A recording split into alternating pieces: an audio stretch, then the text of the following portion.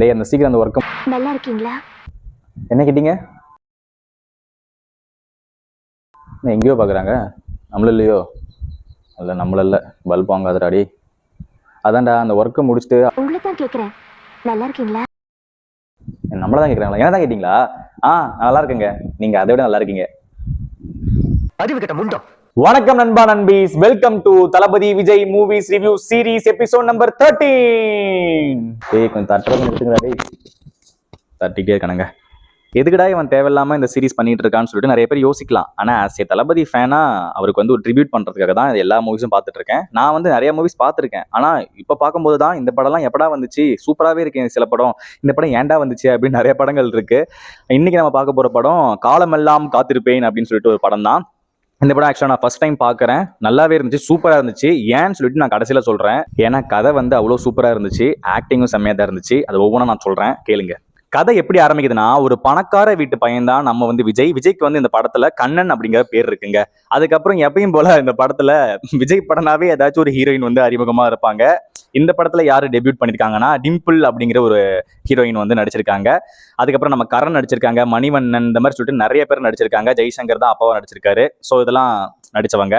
சரி, ஒரு பணக்கார வீட்டு பையன் தான் நம்ம விஜய் வந்து காசை வந்து தண்ணி மாதிரி செலவு பண்ணிட்டு இருக்காரு. அவருக்கு வந்து அக்டோபர் 5 வந்து பர்த்டே வரதால பர்த்டேக்கு வந்துட்டு என்ன பண்றாங்க, ஊர் ஃபுல்லா எல்லா பக்கமும் கட் அவுட்டு. அவங்க அப்பா வந்து அதை பார்த்துட்டு வெறிகுண்டு, என்ன உன் பையன் வந்து எல்லாத்தையும் காசெல்லாம் எவ்வளவு செலவு பண்ணிருக்கான் அப்படின்னு கேட்க, அவங்க அம்மா வந்து பாசமா விடுங்க விடுங்க அப்படின்னு சொல்ற மாதிரி ஒரு கேரக்டர் தான் இந்த படத்துல இருக்கு.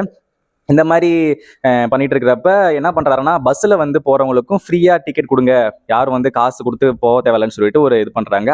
அங்கதான் வந்து நம்ம ஹீரோயின் வந்து அறிமுகமாகறாங்க. ஐ மீன் இன்ட்ரோ கொடுக்குறாங்க.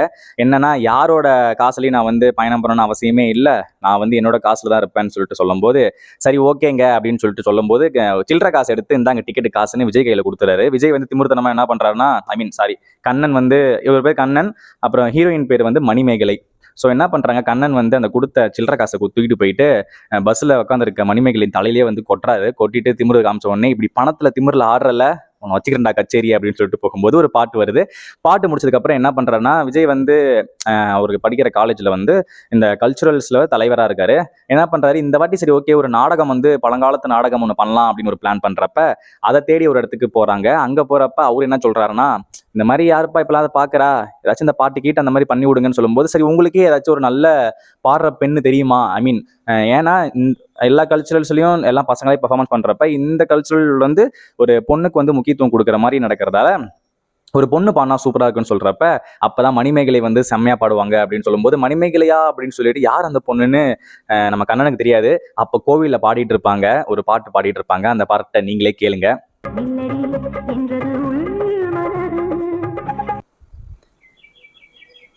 ஸோ இப்போ என்ன பண்ணுறது, இந்த பாட்டெல்லாம் பின்னாடி இருந்து விஜய் கேட்டதுக்கு அப்புறம் போயிட்டு, இந்த மாதிரி நான் தாமா வந்திருக்கேன், என்னோட காலேஜில் ஒரு கல்ச்சுரல் ப்ரோக்ராமு, நீங்கள் வந்து கொஞ்சம் பாடனா சூப்பராக இருக்குன்னு சொல்கிறப்ப, வாடா நீ வருவன்னு தெரியும், என் லைன்லையும் கிராஸ் பண்ணுறியா, என்னாலலாம் பாட முடியாது அப்படின்னு சொல்லிட்டு அவங்க போயிடுறாங்க. போனதுக்கப்புறம் இவங்க என்ன பண்ணுறாரு, எப்படியாச்சும் இந்த பொண்ணை கன்வின்ஸ் பண்ணி நம்ம வந்து பாட வச்சிடணும்னு சொல்லிட்டு என்னென்னவோ பண்ணுறாரு. அதுக்கு இந்த பொண்ணு வந்து சரி என்னோட ஏரியாவுக்கு வந்து நீ ரோடெலாம் போட்டு கூட சொல்கிறப்ப இவர் ரோடெலாம் போகிறாரு. அப்போ ஒரு பாட்டு வருது, இந்த மாதிரி போயிட்டு இருக்கு. அதுக்கப்புறம் சரி எப்படியாச்சும் பாட வைக்கணும்னு சொல்லிட்டு சில வம்புகளும் இழுக்கிறாரு. இந்த மாதிரி நைட் நேரத்தில் வந்து வீடை லாக் பண்ணி வைக்கிறது. அதுக்கப்புறம் கோவிலில் பாடிட்டு இருக்கிறப்ப போயிட்டு இவ்வளோ பெரிய பிளேட்ல பணம் கொடுத்து வந்து பாடுன்னு சொல்றப்ப, இங்கேயும் பணத்தை முறை தான் காட்டுறல அப்படின்னு சொல்லிட்டு ஒரு சீன் வருது. அந்த பணத்தை வேணான்னு சொன்னோடனே நம்ம கண்ணனுக்கு வந்து மணிமேகலை மாதிரி லவ் வந்துருது. இப்படிதான் இதனால விஷயம்லாம் பணத்தையே உதறி தள்ளுறாளே, இவ தாண்டா நம்ம பொண்டாட்டி அப்படின்னு யோசிக்கிறாருன்னு தெரியல. ஸோ லவ்வும் வந்துடுது. அதுக்கப்புறம் தான் நைட்டு போயிட்டு ஒரு பாட்டு பாடுறாரு, மணிமேகலையே கண் தூங்கலையே, ஐயோ ஏதோ வந்து மறந்து போச்சு, அது இந்த பாட்டு நீங்களே கேளுங்க. மணிமேகலை மணியாகலை நீ தூக்கத்தை விட வேணும், மனமாகலை மனவேதனை நீ தீர்த்திட வர வேணும். மணிமேகலையே மணிமேகலையே இரு மணிமேகலையே மணியாகலையே, என்னடா ராத்திரி வர வேண்டுமா, ஐயோ மறந்து போச்சு. சரிங்க, அது ஒரு சாங் இருக்கு. அந்த சாங் பாடி முடிச்சதுக்கு அப்புறம் அடுத்த நாள் அவங்க அப்பா என்ன பண்றாரு, மணிமேகலை அப்பா வந்து கண்ணனோட வீட்டுக்கே வந்து, இந்த மாதிரி உங்க பையன் பண்ற டார்ச்சர் தாங்க முடியல, தூக்கயிறு வச்சிருக்கேன், தூக்குல தொங்கிடுவேன், நைட்டு வந்து பாட்டு பாடி ஃபர்ஸ்ட் பாட சொன்னா, இப்போ வந்து என் பொண்ணையே நான் கேட்கறான் அப்படின்னு சொல்லி கோவப்பட்டு சொன்ன உடனே அரெஸ்ட் பண்ணி என்ன பண்றாங்க, ஜெயிலில் போட்டுறாங்க. ஐ மீன் கம்ப்ளைண்ட் கொடுத்துட்றா மணிமேகலை வந்து கண்ணன் மேலே கம்ப்ளைண்ட் கொடுத்தப்ப ஜெயிலில் போட்டுறாங்க. இவர் வந்து டிஜிபியாக இருந்திருக்காரு அவங்க அப்பா. அதுக்கப்புறம் என்ன பண்ணுறதுன்னு சொல்லிட்டு வெளியே ஜாமீனுக்கு வந்து வெளியே எடுக்கவே இல்லை. அதுக்கு வந்து நம்ம கண்ணனுக்கு வந்து அவங்க அப்பா மேலே கோவம் வந்துடுது. அவங்க அம்மா ஜாமீனில் எடுக்க வந்தால் கூட எங்கள் அப்பா வந்து இப்போ எடுக்கலையே, நீ வர, நான் வந்து வெளியே வர மாட்டேன்னு சொல்லிவிட்டு அடுத்து என்ன பண்ணுறாரு, மணிமேகலையை வந்து பழி வாங்குறதுக்கு ஜாமீன் அவர் எப்படி வராருன்னு தெரியல. அவர் வந்து ஜெயிலை விட்டு வெளியே வந்துடுறாரு. வெளியே வந்து அந்த ஊரில் வந்து ஒரு கோவில் இருக்குங்க. இந்த கோவிலில் பூஜை பண்ணலான்னு அந்த பொண்ணு போகிறப்ப என்ன பண்ணிடுறாரு, அங்கே அந்த கேட்டெல்லாம் மூடிட்டு உள்ள தாலியோட போயிட்டு உன்னை தாலி கட்டி என் பொண்டாட்டி ஆக்க போறேன், அதான் உனக்கு நான் வாங்குற பழி அப்படின்னு சொல்லிட்டு ஒரு பாட்டு பாட சொன்னா பாடாம இந்த மாதிரி பண்ணிட்டு இருக்கேன்னு சொல்லி அந்த பொண்ணை வழுக்கட்டாயமா இழுத்துட்டு வந்து தாலி கட்ட பண்றாரு. அந்த பொண்ணு பாவம் பதறி அடிச்சு ஓடுறா. இந்த இடத்துல வந்து வில்லனிசம் வந்து விஜய் வந்து பீக்ல பண்ணியிருப்பாரு.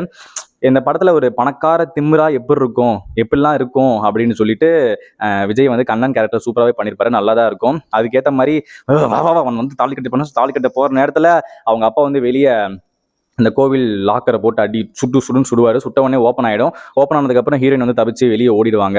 போனதுக்கப்புறம் நீ என் பிள்ளையே இல்லை தெரியுமா, நீ இந்த மாதிரி பண்ணிட்டு இருக்க, நீ ஒரு அனாதை பையன், அவனை தத்தெடுத்து வளர்த்தேன் அப்படின்னு சொல்றப்ப நம்ம கண்ணனுக்கு வந்து ரொம்ப ஹர்ட்டிங் ஆகிடும். என்னம்மா அப்படின்னு சொல்லிட்டு அவங்க அம்மா கிட்ட போயிட்டு அம்மா உண்மையை சொல்லுமா, நான் அனாதியமா அப்படின்னு சொல்லிட்டு அழுது கேட்குறப்ப அவங்க அம்மா அதை சொல்ல முடியாம துக்கத்தில் அப்படியே செத்து போயிடுறாங்க. அந்த சீன் ரொம்பவே கஷ்டமா இருந்துச்சு. அப்பதான் அந்த கேரக்டர் ஆர்க்கே மாறுது. ஒரு கண்ணன் வந்து ஒரு திமிரு பிடிச்ச பணக்கார வீட்டு பையன் தான் அனாதன் தெரிஞ்சதுக்கு அப்புறம் எப்படி மாறுறான் அப்படின்னு சொல்லிட்டு ஒரு சீன் வருது. அதோட அப்படியே கட் ஆகிட்டு ஊட்டியில வந்து நம்ம மணிமேகலை வந்து ஒர்க் பண்ணிட்டு இருக்காங்க. அங்க ஒர்க் பண்ணிட்டு இருக்கிறப்ப தான் அங்கதான் நம்ம கரண் இருக்காரு. அவர் இந்த படத்துல என்ன ரோல் பண்ணிருக்காருன்னா ராஜா அப்படிங்கிற ஒரு ரோல் பண்ணிருக்காரு. அவர் வந்து அங்க மிகப்பெரிய எஸ்டேட் நிறைய வச்சிருக்காரு, ஒரு டிபார்ட்மெண்டல் ஸ்டோர்லாம் வச்சிருக்காரு. அங்க வந்து நம்ம ராஜாவும் மணிமேகலையும் மீட் பண்ணிக்கிறாங்க. எப்படின்னா ஒரு ஏதோ ஒரு குழந்தைக்கு வந்து ஆக்சிடென்ட் ஆயிடுது. நம்ம ராஜா வந்து முட்டிடுறாரு. அதுக்கப்புறம் அந்த பொண்ணு வந்து ஹெல்ப் பண்ணி அந்த குழந்தைய போய் அட்மிட் பண்றதுக்கு போறாங்க. அங்க போனதுக்கு அப்புறம் தான் இந்த பொண்ணு இப்படி அறிவாளியா இருக்காளே அப்படின்னு சொல்லிட்டு பாக்குறப்ப டிபார்ட்மெண்ட் ஸ்டோர்ல அந்த பொண்ணு ஒரு ரோல் அங்கே ஒர்க் பண்ணிட்டு இருக்கா. அப்புறம் அங்க இந்த என்ன சொல்லுவாங்க, அதுக்கு பேர் என்ன, டிபார்ட்மெண்டல் ஸ்டோர்ல வந்துட்டு இந்த பில் போடுற இடத்துல ஒரு பொண்ணு இருக்கும். அந்த பொண்ணு வேலையை பார்க்காது. இந்த பொண்ணு வந்து மணிமேகலை நல்லா ஒர்க் பண்ணிட்டு இருப்பா. அதை நம்ம சைட்ல இருந்து ராஜா பார்த்துட்டு சரி இவளுக்கு வந்து 2000 ரூபாய் எக்ஸ்ட்ரா கொடுத்து அந்த பில் கவுண்டர்ல பொண்ணு தூக்கிட்டு அந்த இடத்துல இந்த பொண்ணை போட்டுருன்னு சொல்லிட்டு அந்த வேலையை ப்ரொமோட் பண்ணி கொடுக்குறாங்க.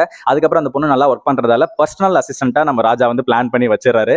வச்சதுக்கு அப்புறம் என்ன ஆகுதுன்னா, இந்த மணிமேகலை தேடி நம்ம ராஜா வந்து மணிமேகலை தேடி கண்ணன் வந்து ஊட்டிக்கே வந்துடுறாரு.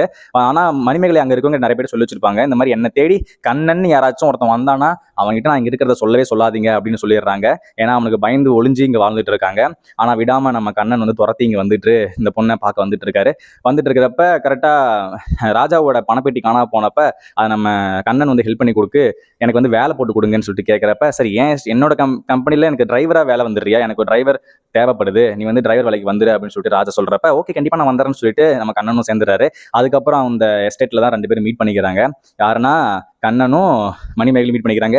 நீ எப்படா இங்க வந்த, நீ உன்னை வெறுத்து தாண்டா நான் எங்க அப்பாவை பிரிஞ்சு நான் இவ்வளவு தூரம் வந்து வேலை பார்த்துட்டு இருக்கேன், நீ இங்கேயே என்ன தேடி வந்துட்டியா அப்படின்னு சொல்லிட்டு அவங்க 2 பேருக்குள்ள கிளாஷ்லாம் போயிட்டு இருக்கு. அதுக்கப்புறம் நம்ம ராஜாவுக்கு பர்த்டே வருது.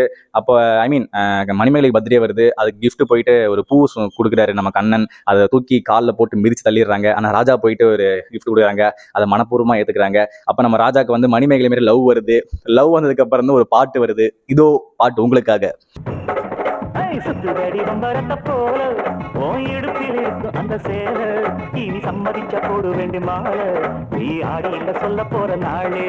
ஸோ இந்த பாட்டு முடிஞ்சதுக்கு அப்புறம் என்ன ஆகுதுன்னா, இப்படியே போயிட்டு இருக்கிறப்ப இந்த கண்ணனை ஏதாச்சும் பண்ணி இது பண்ணி ஆகும்னு சொல்லிட்டு நம்ம மணிமேகலை இருக்கிறப்ப ஒரு 30,000 50,000 பணம் காணாது போகுது.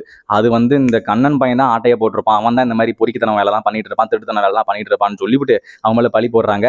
அது கண்ணன் வந்து இங்க பாரு நான் திருடவே கிடையாது, நான் அதை ப்ரூவ் பண்ணியே தீருவேன்னு சொல்லிட்டு சொல்றப்ப ராஜா வந்துட்டு ஐ மீன் அரைஞ்சிடுவாரு. நம்ம மணிமேகலை அரைஞ்ச உடனே ராஜாக்கு கோவம் வந்துடும். எப்படா நீ கண்ணத்தை விட்டு கண்ணத்துல அரைவ, வெளியே போ, உனக்கு இனிமேல் வேலையே கிடையாது அப்படின்னு சொல்லிட்டு அனுப்பி விட்டுறாங்க. அப்புறம் நம்ம ராஜா வந்து மணிமேகலை வந்து சரி விடு பார்த்துக்கலாம் அப்படின்னு சொல்றப்ப மணிமேகலை நைட்டு போயிட்டு என்ன பண்றாங்க, நான் என்ன அவமானப்படுத்திட்டானே, அசிங்கப்படுத்திட்டானே, இப்போ அந்த பணம் காணும், கடைசியில் என் மேலே தான் பழி வரும் அப்படின்னு சொல்லி விஷ பாட்டில் எடுத்து குடிச்சு ஹாஸ்பிட்டல் அட்மிட் ஆயிடுறாங்க. அப்படி அங்கே தத்தளி கிடைக்கிறப்ப அங்கே வந்து அவங்க அப்பா வராரு. ஏமா இப்படி பண்ணன்னு கேட்குறப்ப அந்த கண்ணன் இங்கேயும் வந்துட்டான், என்னை வந்து வாழவே விடமாட்டான் போல அப்படின்னு சொல்றப்ப அந்த கண்ணனை மட்டும் அப்படி பேசாதம்மா, அவன் எவ்வளோ நல்ல பையன் தெரியுமா, உனக்கு தெரியாது, நீ ஊட்டிக்கு ஜாலியாக குதூகலமாக வந்துட்ட, அவங்க எவ்வளோ தெரியுமா கஷ்டப்பட்டான்னு சொல்லிட்டு அப்பதான் ஒரு ஃப்ளாஷ்பேக் வருது. அந்த ஃப்ளாஷ்பேக்ல என்ன ஆகுறாங்கன்னா, அவங்க அம்மா வந்து கண்ணனோட அம்மா இறந்ததுக்கு அப்புறம் அவங்க அப்பா வந்து இந்த மாதிரி வீட்டை விட்டு வெளியே போ, உனக்கு இனிமே சொத்தும் கிடையாது ஒன்றும் கிடையாது, ஒரு அனாதை பையன் அப்படின்னு சொல்றப்ப சொல்லிட்டு இருக்கிறப்ப அவருக்கு கை கால் அப்படி இப்படி இழுத்துக்குது. இழுத்ததுக்கு அப்புறம் கண்ணன் போயிட்டு அவங்க அப்பாவை வந்து பார்த்துக்கிறாரு. சோறு ஊட்டி பால் ஊட்டி குளிக்க வச்சு தொடச்சி விட்டு எல்லாமே பார்த்துட்டு இருக்கிறப்ப கடைசியாக அவர் என்ன சொல்கிறாருன்னா, இந்த மாதிரி எனக்கு ஒரு பையன் உண்மையாகவே எனக்கு பிறந்த பையன் கூட இந்த மாதிரி பார்த்துருக்க மாட்டான், அடுத்த ஜென்மன் ஒன்று இருந்தால் நீயே திரும்பி எனக்கு ஒரு மகனாக பிறக்கணும் அப்படின்னு சொல்லி அவர் வந்து அப்படியே இறந்துடுறாரு. இறந்ததுக்கப்புறம் நம்ம கண்ணன் என்ன பண்ணியிருக்காரு, அவர்கிட்ட இருக்க எல்லா கோடிக்கணக்கான சொத்துக்கள் எல்லாத்தையும் அனாத ஆசிரமத்து மேலே எழுதி வச்சுட்டு, சரி நம்ம வந்து மிகப்பெரிய தப்பு பண்ணிட்டோம், மணிமேகலைக்கு வந்து ரொம்ப ஒரு அநீதி பண்ணிட்டோம், அவளை அந்த மாதிரி பண்ணிடக்கூடாது, ரொம்ப கில்ட்டாக இருக்குது, அவகிட்ட போய் மன்னிப்பு கேட்டால் மட்டும் போதும்னு சொல்லிட்டு தான் அந்த மணிமேகலையோட அட்ரஸை வந்து அவங்க அப்பா தான் கொடுத்துருக்காரு. இதை லெட்டரில் எழுதி அனுப்பியிருக்காரு. இந்த மணிமேகலை லூசு பார்க்கவே இல்லை. ஸோ அதுக்கப்புறம் இதை சொல்லி முடிச்சோடனே மணிமேகலை ஐயோ பாவம் அப்படின்னு சொல்லிட்டு ஒரு ஃபீலிங்ஸ் வருது, சிம்பத்தி வருது.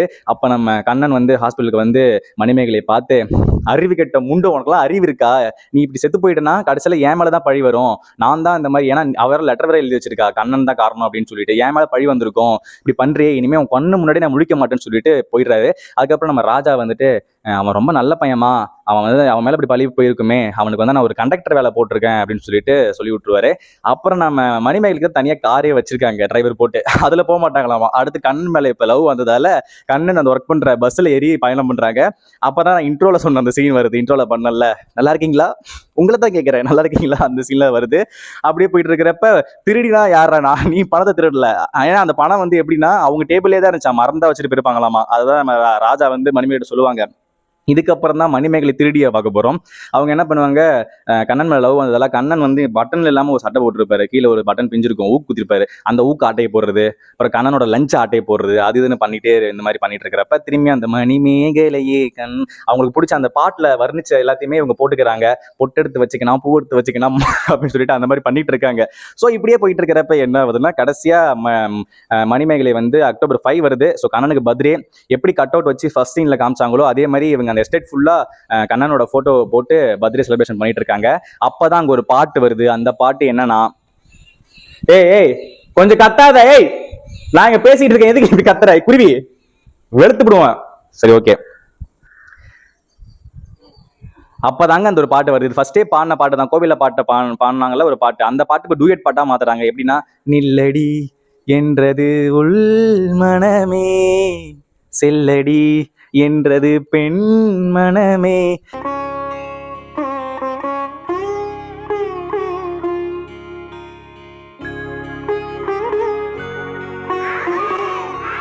இந்த ஒரு பாட்டை வந்து இப்ப 2 பேரும் டுவேட் பாடுறாங்க. பாடிட்டு சேர போற நேரத்துல பிளாக் ஸ்குவாட்ஸ் வந்து தூக்கிட்டு போயிடுறாங்க, கடத்திட்டு போயிடுறாங்க.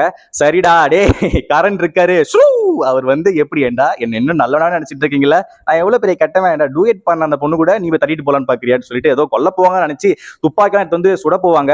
கடைசியில பார்த்தா மேல பலூன் இருக்கும், பலூனை அப்படி சுட்டு வெடிச்சு கீழே எல்லாம் ஃப்ளவர்ஸ் எல்லாம் கொட்டி, கண்ணன் வந்து ரொம்ப நல்லவமா, என்னைக்கு அவன் வந்து அந்த மாதிரி பண்ணானோ அன்னைக்கு அவன் பின்னாடி அலசி ஆராய்ஞ்சேன், அப்பதான் தெரிஞ்சு அவன் சொத்தெல்லாம் வித்துட்டு உனக்காக வந்திருக்கான், அவனை மிஸ் பண்ணிட்டான்னு சொல்லும்போது எனக்கு இன்னும் இருக்கிறது ஒரு கொடுக்கறதுக்கு இருக்கிறது உயிர் மட்டும் தான் சொல்லி அவங்க 2 பேரும் சேர்ந்துடுறாங்க.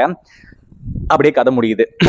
இதுதாங்க இந்த படம் காலமெல்லாம் காத்திருப்பேன். சிம்பிளா சொன்னோம்னா, ஒரு பாட்டு வந்து அந்த பொண்ணு பாடணும், அந்த பாட்டு பாடுறதுக்காக காலம் ஃபுல்லா காத்திருக்காரு நம்ம கண்ணன், அவ்வளவுதான். மணிமேகலை வந்து ஒரு சாங் பாடணும், அந்த சாங்கை வந்து அப்பயே பாடியிருந்தா அவங்க அம்மா செத்துருக்க வேணாம், அவங்க அப்பா செத்துருக்க வேணாம், சொத்து போயிருக்காது, எதுவுமே போயிருக்காது, இவ்வளவு தூரம் வந்திருக்காது. ஆனா இந்த படத்துல வந்து ஆக்டிங் பத்தி சொல்லணும்னா, நம்ம விஜய் வந்து சூப்பராகவே நடிச்சிருப்பாரு. ஸ்டார்டிங்ல எடுத்த உடனே அந்த வில்லனிசம் போர்ஷன் எல்லாமே எப்படின்னா, இந்த பிரியமுடன் படத்துல தான் பக்கா வில்லனிசம் வந்து பண்ணிருப்பாரு. அதுக்கு ஒரு ட்ரைலரா வந்து இந்த படத்துல ஃபர்ஸ்ட் ஹாஃப்ல வந்து ஒரு போர்ஷன் இருக்கும், வில்லனா நடிச்சிருப்பாரு. அந்த பொண்ணெல்லாம் போட்டு வம்பெழுத்து தாலி கட்டெல்லாம் போவாரு. அதெல்லாம் பார்க்க என்ன பக்கா வில்லன் போல அந்த படத்துல, இவ்வளோ இந்த மாதிரி கேரக்டர் எல்லாம் பண்ணிருக்காரு. இப்போ வர படங்கள்லாம் கண்டிப்பா அந்த மாதிரி பண்ண மாட்டார்ல, ஐ மீன் படம் பண்ண போறது இல்லை. ஆனா இப்போ அந்த படங்கள்லாம் அந்த மாதிரி இருக்காது. ஆனா அந்த டைம்ல ஒரு பொண்ணை வலுக்கட்டமா எடுத்து தாலி கட்டுறதெல்லாம் எதுக்கு இந்த மாதிரி ஒரு கேரக்டர் பண்ணணும்னு எதிர்பார்க்கிறப்பதான் அந்த கேரக்டர் ஆர்க் அப்படி இருக்கு. இந்த மாதிரி ஒரு மோசமான ஒருத்தவன் வந்து அவங்க அம்மா இறந்ததுக்கு அப்புறம் எப்படி அவன் சேஞ்ச் ஆகுறான், அனாதன் தெரிஞ்சதுக்கு அப்புறம் எப்படி சேஞ்ச் ஆகுறான் அப்படிங்கிறது தான் ஒரு கதையாவே இங்க அமைஞ்சிருக்கு.